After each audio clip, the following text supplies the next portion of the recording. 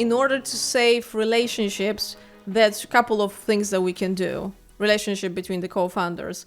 Yeah. Number one, you said mutual awareness. Yes. So, and that's like a beginning of it. And the second of all, we're saying the personality patterns and understanding of that. Yeah, absolutely. Yeah. Like there is a whole minefield of personality platforms out there, patterns. And, but there's one specific one which I'm actually super excited to talk about, and we will like dig into this like a lot deeper, I think, over the course of like our time. We've got a pillar of this like in the podcast, but there's a specific one which is like a really ancient map on internal patterns of behavior, and the sort of, I've got the overall concept here just to give you some sort of context around it. It's like, it kind of says there's 9 personality types. Oh my God, our mentor, if she heard me say 9 personality types, would shoot me because she believes it's a lot deeper than that. But it's about our unique motivations, fears, desires, like the things that kind of like drive us, our core motivations, dynamic system of growth and stress. So like there's 2 supporting points that you have around those 9, and it shows you like how to grow as an individual. So sort of where you understand where you sit on the map, you start to understand how you can actually grow as an individual, which is right for you, not aligned with what you might see like online or everywhere else. And it's like a great tool for kind of self-awareness and relationship.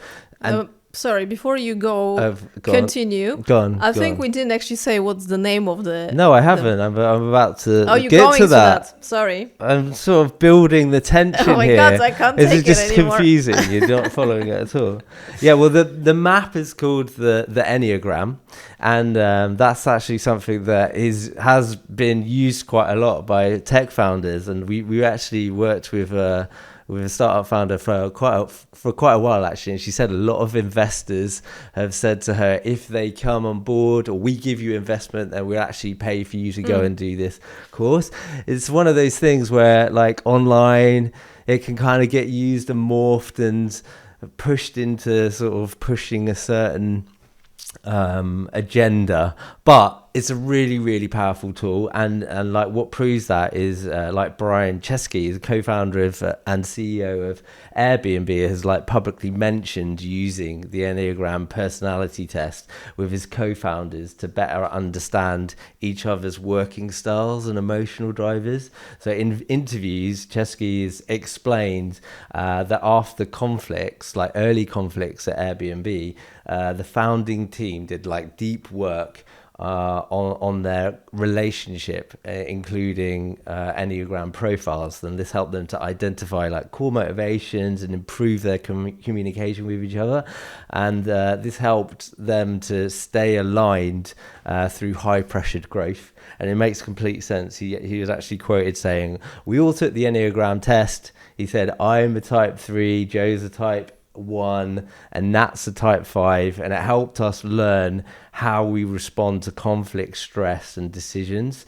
And that's like, I think it's an absolute game changer when you can kind of really understand yourself. It's a lot of work. It's something I stumbled across maybe 15 years ago, and it's like been a long, hard journey, but it's a really powerful thing to be able to kind of know yourself and see yourself properly. And when it comes to business and communicating with people and founders, it's like take you to another level. Mm-hmm.